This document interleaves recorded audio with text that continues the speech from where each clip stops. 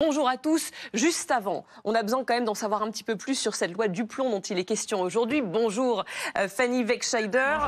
Que dit donc cette loi du plomb que les agriculteurs sont venus défendre aujourd'hui devant l'Assemblée nationale? Eh bien, c'est 27 articles qui ont été mis en place pour aider les agriculteurs dans leur pratique après les manifestations de janvier 2024, visent notamment à réintroduire ce pesticide, cet insecticide, c'est l'acétamipride, un insecticide qui est plébiscité par les producteurs de noisettes ou encore de betteraves, mais qui est décrié par les apiculteurs puisque interdit depuis 2018, il est nocif pour les abeilles, ça on le sait, mais là, eh bien, le gouvernement voudrait le réintroduire, malgré son interdiction en 2018, à titre dérogatoire pendant 3 ans. Autre mesure également parmi celles présentées dans cette proposition de loi, autoriser certains pesticides. Le ministère de l'Agriculture souhaiterait le faire en contournant l'avis de l'ANSES, c'est cette Agence nationale de la sécurité sanitaire qui décide ou non de la mise sur le marché, par exemple, de certains pesticides.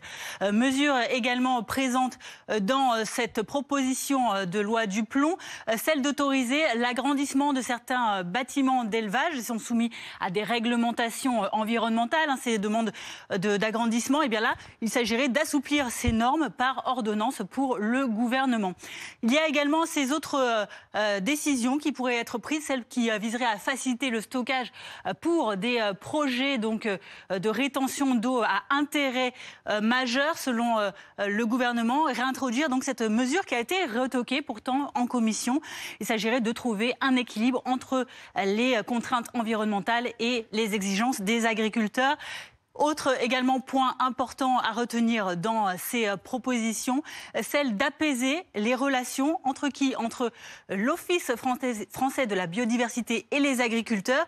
Par exemple, si les agriculteurs ne respectent pas certaines lois environnementales, l'OFB pourrait passer par des procédures administratives plutôt que judiciaires pour faciliter la tâche. Et on disait, Fanny, il y a eu beaucoup d'amendements. Oui, énormément.